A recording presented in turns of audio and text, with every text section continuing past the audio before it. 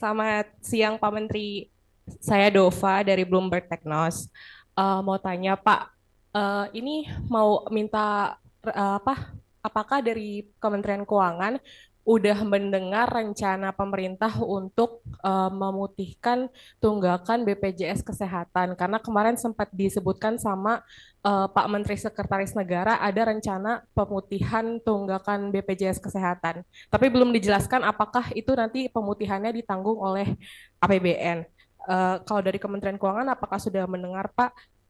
Lalu mau bertanya juga soal kemarin Pak Febrio bilang ada 3 bank BPD yang minat untuk disuntik likuiditasnya. Ada Bank Jatim, Bank Jabar, BJB dan juga Bank Jakarta.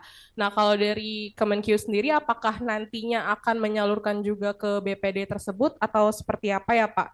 Dan apakah skema penyalurannya juga, skema penempatannya juga tetap akan sama seperti yang sudah dilakukan sebelumnya? Sama mau nanya juga, Pak, soal kan kemarin ada isu pemecatan karyawan pajak ya Pak. Kalau misalnya dari direktorat lain kayak misalnya Bea Cukai juga, apakah ada hal seperti itu juga Pak atau itu hanya terjadi di pajak aja? Terima kasih Pak. Silakan Bapak. Terima kasih atas pertanyaannya. Langsung saya jawab aja. Yang pertama tentang pemutihan BPJS itu. Wah, tuh saya aja nanya ke sekjen saya tuh. Rupanya saya belum dikasih tahu. Jadi masih didiskusikan itu masalahnya. Siapa yang bayar nanti bebannya seperti apa, nanti akan diskusikan lebih lanjut. Oh, saya bilang nanti saya belum tahu ini alasannya seperti apa. Tapi nanti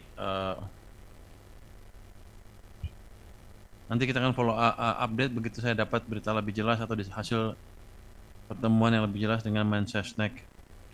Yang kedua tentang tadi pemecahan. Enggak. Bang dulu ya, Bang. Itu memang saya sempat ke daerah Jawa Timur maupun ketemu dengan Gubernur DKI. Katanya bisa nggak Bang itu menyalurkan juga. Mereka bilang bisa. Jadi Jawa Timur sama DKI yang sudah saya bicara ya. Tapi detailnya nanti saya bicara dengan mereka. Mereka siapnya berapa sih? Jangan sampai ketakutan juga kayak yang lain. Tapi kalau saya lihat sih itu harusnya sih positif ya. Kalau saya kasih bunga uang dana dengan bunga rendah dibanding pasar, harusnya mereka positif, bisa mereka channel dengan cepat ke BPD yang lain ataupun ke UKM di daerah-daerah tersebut. Kalau Bank Jabar saya belum tahu, saya belum bicara dengan Bank Jabar, tapi kan saya kan hati-hati betul menaruh uang itu, akan saya taruh di tempat yang betul-betul clean. Kalau yang ada kasus saya tunda dulu. Terus tentang pemecatan, ya Pak Dirjen sudah mencat beberapa orang pegawai pajak. Yang lain belum ada sampai sekarang. Tapi pesannya sama. Ke depan kita akan bersihkan aparat pajak maupun bea cukai dari praktek-praktek yang mungkin kurang baik. Saya nggak akan lihat ke belakang, tapi kalau dari sini ke depan masih ada yang macam-macam lagi, saya akan berhentikan juga. Tapi saya yakin sih dengan semangat yang kita berikan ke mereka beberapa hari terakhir ini, harusnya ke depan mereka akan align itu apa? Akan menyelaraskan perilaku mereka dengan kebijakan kita yang baru. Jadi saya melihat ke depan, kalau ada macam-macam yang ada ampun, tapi kalau yang belakang-belakang saya nggak tahu kusut tuh, biar aja dulu. Nanti kalau ada proses, ada pertemuan baru kita proses. Tapi target saya adalah ke depan jangan main-main, supaya ada fair treatment untuk pegawai bea cukai dan pajak dalam pengertian gini, kalau bagus dikasih penghargaan dan nggak diganggu, tapi pada saat yang bersamaan juga jangan ada penyelewengan atau penyimpangan dari mereka.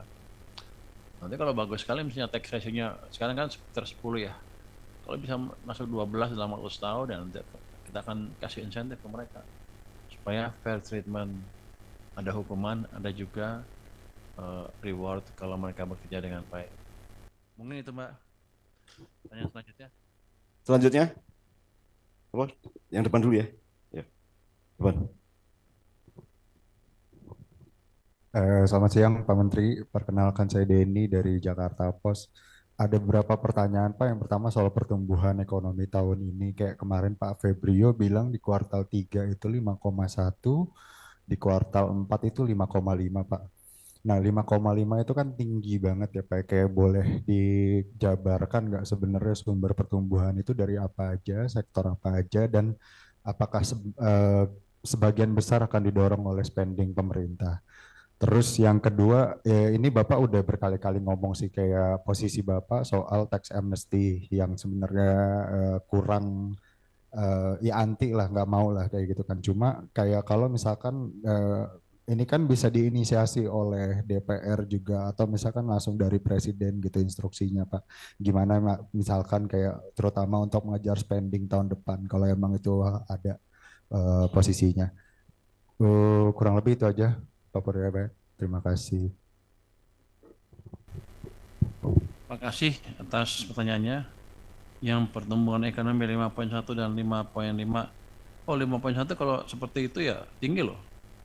Di bulan ketiga saya expect sedikit lebih daripada itu karena kan ada keributan segala macam kan sehingga kita agak keganggu. Tapi kalau 5,1 berarti bagus.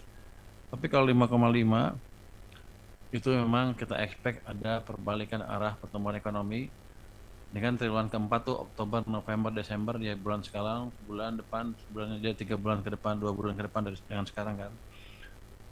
Saya expect itu kan saya udah gelontorkan uang ke sistem perekonomian itu di bulan September akhir base money-nya atau uang yang primernya itu udah tumbuh yang saya anggap bisa mendorong ekonomi ya udah tumbuh sekitar 13,1%, udah double digit.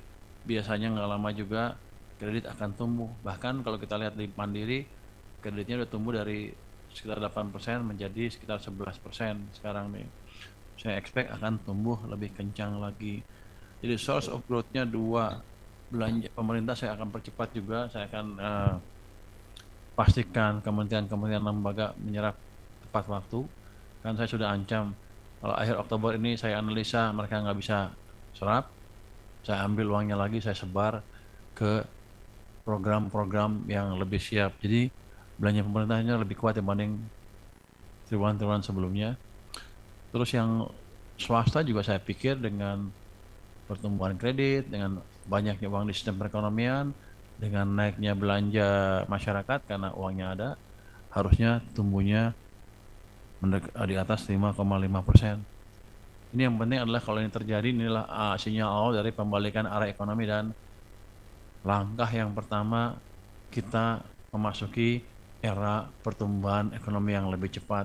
Ke depan saya rasa akan lebih cepat lagi karena saya akan monitor terus uang di sistem seperti apa, belanja di sistem seperti apa, dan kita juga akan debottleneck seluruh hambatan-hambatan yang ada di perekonomian. 2026 pasti akan lebih cerah dibandingkan dengan tahun 2025. Ini tuh. Lagi? Sih ya, ini dulu ya. Hah? Tax amnesty Pak, ya. Tax amnesty, posisi kita sama secara filosofi. Kalau tax amnesty dilakukan setiap saat, setiap beberapa tahun sekali, itu message-nya ke pembayar pajak adalah Anda sekarang kibulin aja pajaknya, jangan jujur, nilap aja semaksimal mungkin. Dan toh 2 tahun 3 tahun ini akan diputihkan. Jadi saya tidak akan mendukung program yang melakukan pengampunan pajak secara reguler. Oke. Terima kasih Pak Menteri. Selanjutnya dari Selamat siang Pak Menteri. Saya Maulana dari Investor Trust Pak. Ada beberapa pertanyaan mengenai APBN 2026 Pak. Boleh diceritakan Pak? Soalnya kan Pak Menkyu masuk di tengah-tengah transisi ya Bu. Dengan maksudnya itu dibahas di era Bu SMI, kemudian Pak Menkyu masuk. Nah itu apakah ada pesan khusus Pak dari Bu SMI soal APBN 2026? Kemudian dengan Pak Dasko, apakah ada pembicaraan juga dengan mengenai APBN 2026? Soalnya kan menjelang pengesahan di DPR itu ada perubahan gitu. Kemudian untuk KPBN 2026, boleh spill sedikit Pak apa strategi pemerintah Pak mengenai penempatan dana lagi atau apa untuk mendorong perekonomian 2026. Terus tadi ada titipan mengenai Bu Tutut katanya mencabut gugatan ke Kemenkyu. Itu boleh tanggapannya Pak soal itu. Pertumbuhan kredit apakah ada update-nya Pak kalau boleh tahu dari 200 penempatan 200 triliun itu. Terima kasih Pak.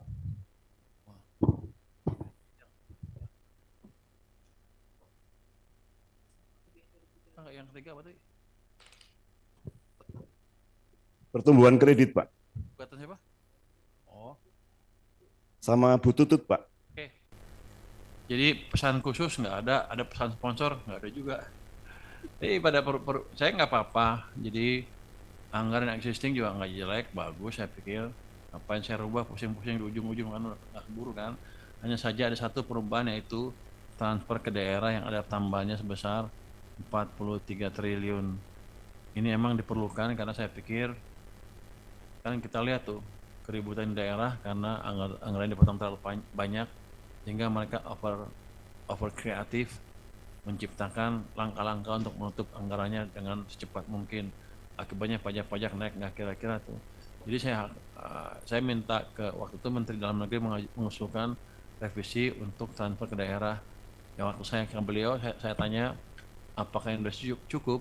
Dia bilang sudah cukup. Ya udah, saya penuhi semuanya yang dia minta tanpa koreksi 1 rupiah pun. Jadi harusnya itu sudah cukup untuk menangkan keributan di daerah. Terus penempatan dana, sebenarnya penempatan dana itu bukan langkah istimewa, itu hanya cash management. Yang saya pastikan nanti adalah langkah-langkah saya dalam manage cash APBN tidak mengganggu sistem finansial di Indonesia. Dalam pengertian nggak kebanyakan ganggu nyerap sehingga uangnya nggak ada di sistem dan ekonominya berhenti lagi. Saya akan monitor itu ke depan dengan terus-terusan dan hati-hati.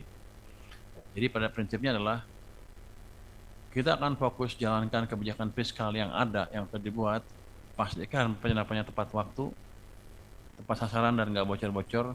Tetap saja saya monitor nanti pertengahan tahun sudah kelihatan tuh mana yang bisa jalan, mana yang enggak. Saya akan ambil yang nggak bisa jalan. Saya akan distribusikan ke program-program yang lebih siap. Jadi sama approach-nya, efisiensi anggaran, tapi bukan dengan motong, tapi dengan belanja tepat waktu, tepat sasaran dan nggak ada kebocoran.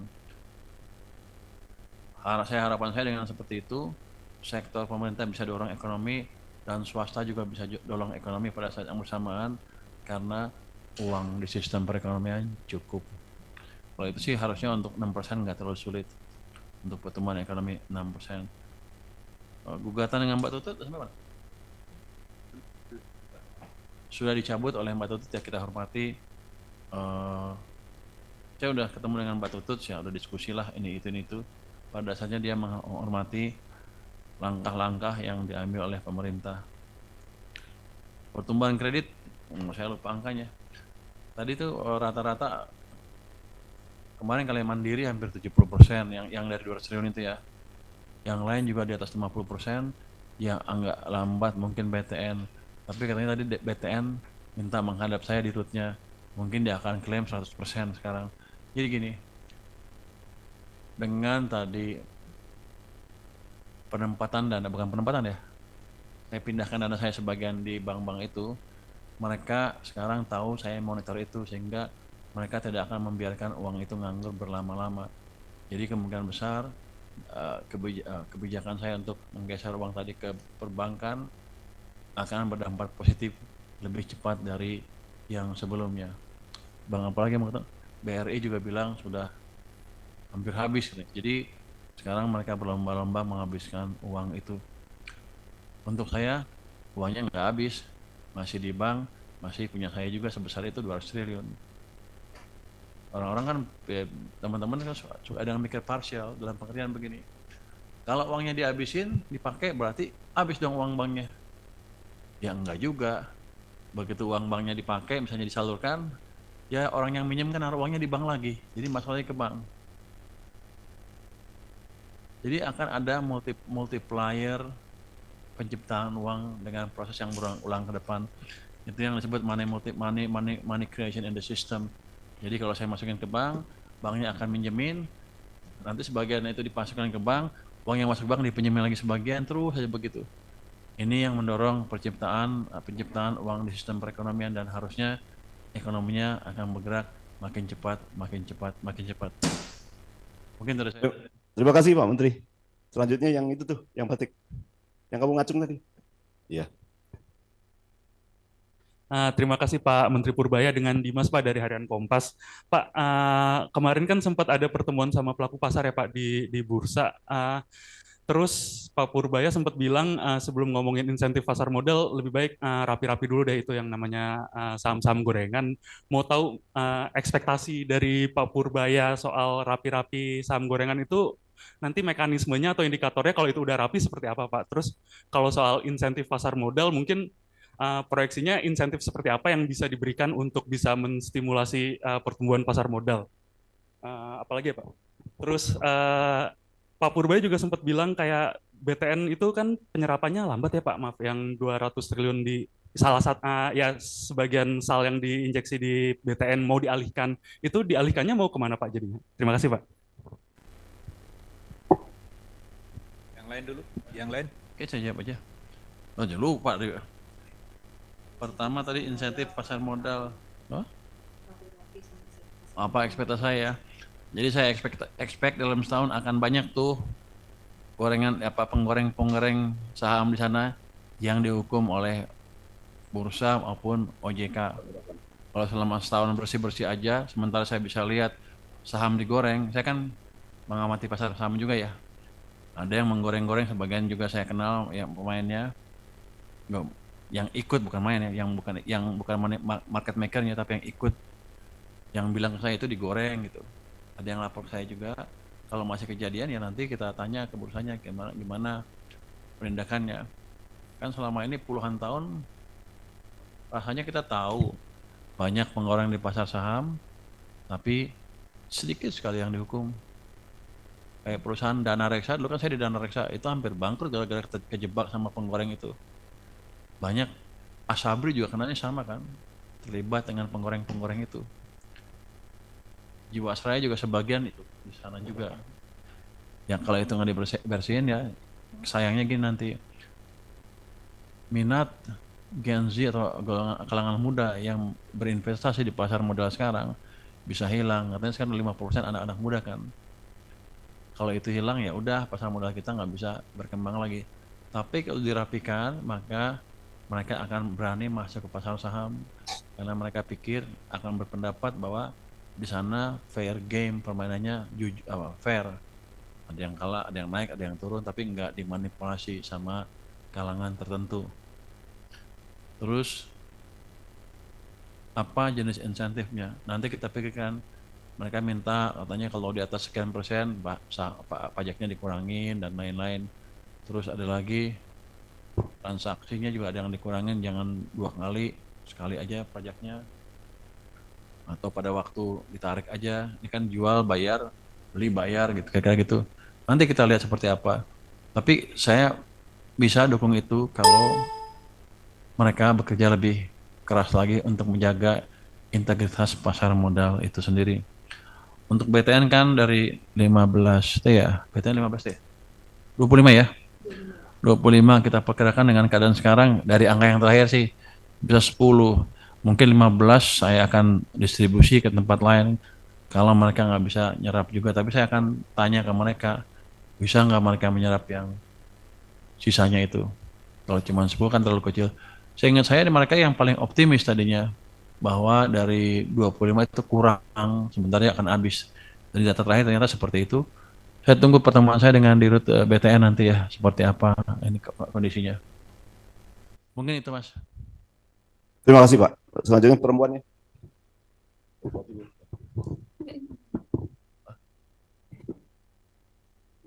Selamat siang Pak Pur. Pak Pur, saya Konita dari Tirta.id mau menanyakan beberapa hal Pak. Kemarin kan Danantara mengusulkan agar sebagian utang KCIC ditanggung APBN. Nah, itu bagaimana Bapak menanggapi permintaan ini, Pak, usulan ini? Terus, apakah selama ini Kemenq dilibatkan dalam pembahasan utang KCIC ini, Pak? Terus yang kedua, ada usulan juga untuk pondok pesantren yang di Jawa Timur itu yang ambruk kemarin, katanya mau dibangun lagi dengan eh, dana APBN. Nah, itu apakah Kemenq akan menyetujui usulan ini atau gimana, Pak? Terus juga program kartu prakerja itu apakah akan dimulai lagi, Pak? Karena sampai sekarang kan pembahasannya tidak ada lagi ya, Pak ya. Terus terakhir Satgas BLBI waktu itu kan Bapak katanya sedang mereview. Hasilnya apakah sudah ada, Pak? Terus juga apakah akan dilanjut, Pak, Satgas BLBI ini, Pak? Terima kasih, Pak. Mbak atas masukannya. Wah, ini pertanyaan susah semua nih. Ada yang gampang. Utang KCIC dibiayai APBN. Saya belum dihubungi untuk masalah itu, Mbak. Nanti begitu ada saya di jumpa pers yang mingguan deh saya kasih tahu update-nya seperti apa. Yang jelas sekarang saya belum dihubungin tentang masalah itu. Tapi kalau ini kan KCIC di bawah Danantara kan ya. Kalau di bawah Danantara kan mereka udah punya manajemen sendiri, udah punya dividen sendiri yang rata-rata setahun bisa 80 triliun atau lebih. Harusnya mereka manage dari situ, jangan ke kita lagi. Karena kan kalau enggak ya semuanya ke kita lagi, termasuk dividennya. Jadi ini kan mau dipisahin swasta sama government. Ya jangan kalau enak swasta, kalau nggak enak government. Saya pikir begitu ya Pak. Posisi saya sekarang, yang saya tahu seperti karena saya belum disusun dengan mereka. Terus untuk Pondok pesantren, Pak. Pondok pesantren juga saya belum terima. Saya baru baca di media aja kadang dibiayai pemerintah, tapi saya belum tahu siapa yang propose, seperti apa proposalnya saya belum tahu. Kita akan tunggu seperti apa proposalnya. Prakerja juga belum ada diskusi lebih lanjut. Sepertinya kalau belum ada diskusi ya sekarang ya keadaannya seperti sekarang aja. Sampai nanti ada diskusi lebih lanjut. Sepertinya approach-nya akan beda yang saya dengar ya, tapi saya belum pasti gimana bentuknya. Untuk BLBI, Satgas BLBI, nanti saya masih dalam proses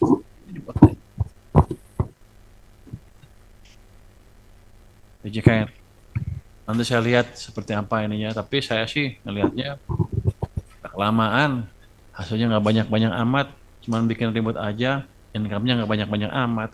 Daripada bikin noise, mungkin akan kita akhiri Satgas itu, tapi akan saya akses lagi terakhir sebelum kita ambil langkah itu. Itu mungkin. Terima kasih Pak. Selanjutnya. Terima kasih Pak atas kesempatannya. Saya Wildan dari DDTC News Pak. Mungkin ada pertanyaan sedikit Pak terkait penerimaan pajak ke depan. Kan salah satu potensi pajak yang selama ini sering digaung-gaungkan oleh Kemenkyu adalah terkait pemajakan atas shadow ekonomi gitu Pak. Nah ini kalau strategi dari Bapak seperti apa Pak?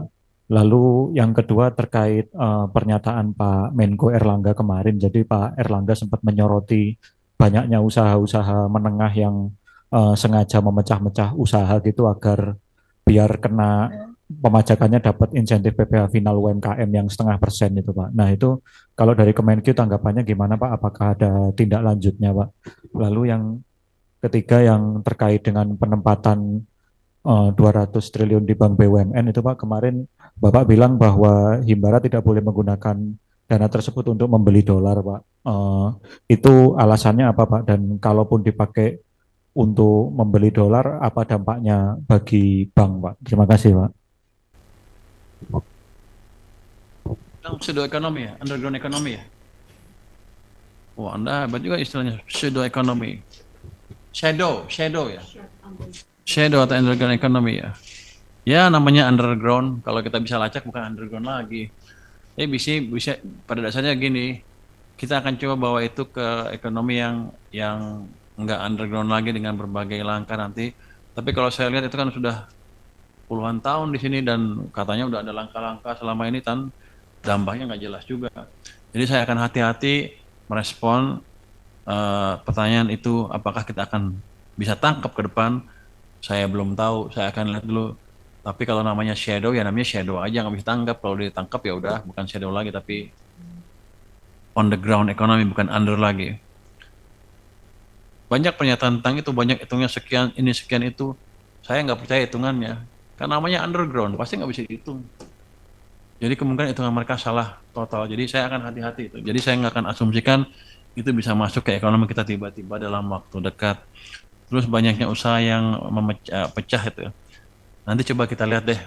Saya udah dengar juga katanya yang udah harusnya kan berapa miliar? 5 miliar ya? 4,8, habis itu kalau udah sampai situ dia pecah jadi dua UMKM segala macam. Harusnya kita punya database untuk melacak itu loh. Nanti coba kita lihat dengan pajak. Nggak bisa, bukti sekarang nggak bisa.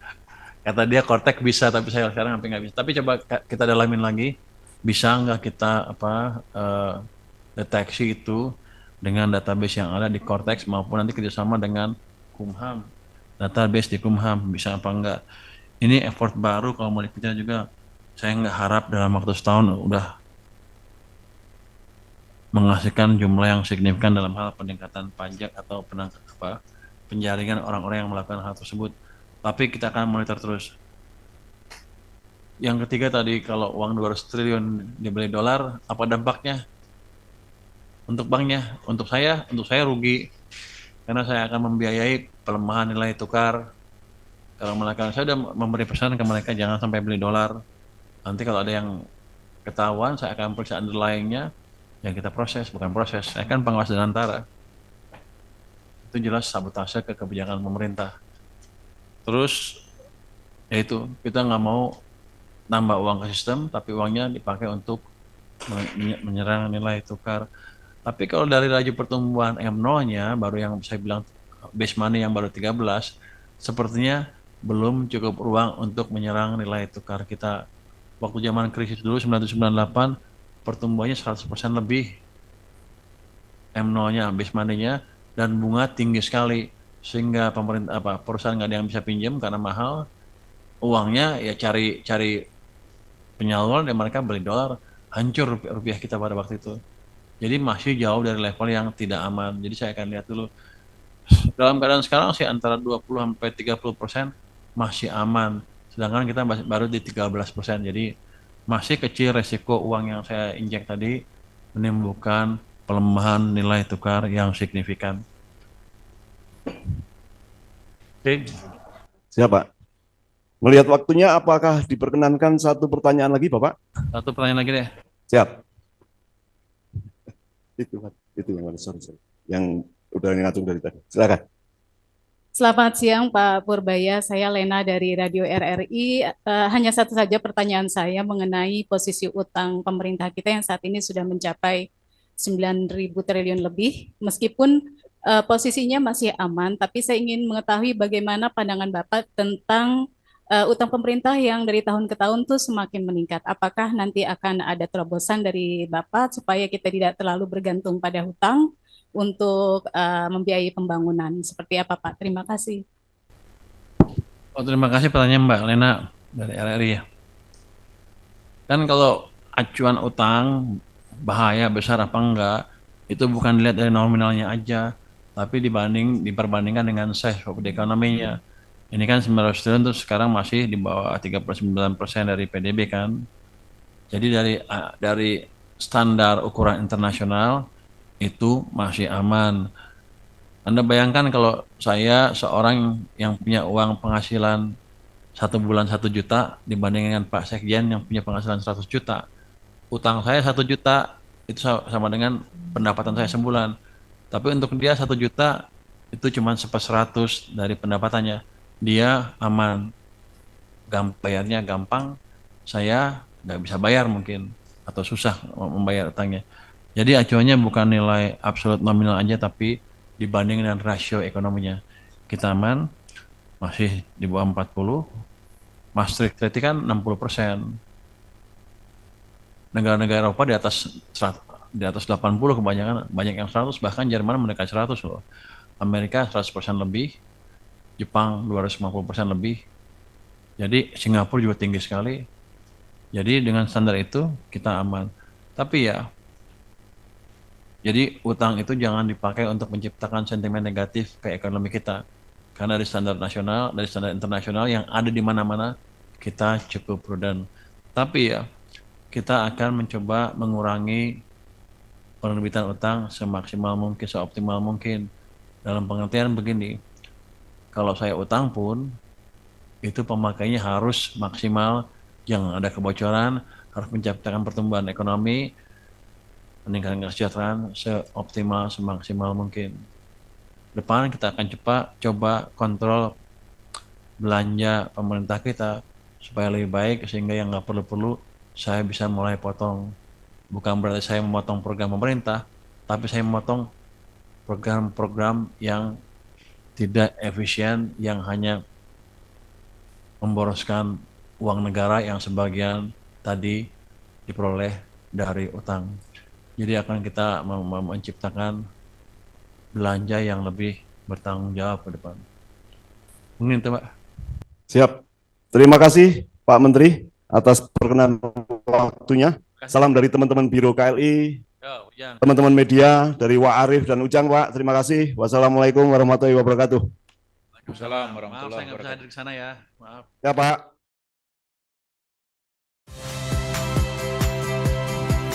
Saya Cynthia Rompas. Saksikan program-program Kompas TV melalui siaran digital, pay TV, dan media streaming lainnya. Kompas TV, independen, terpercaya.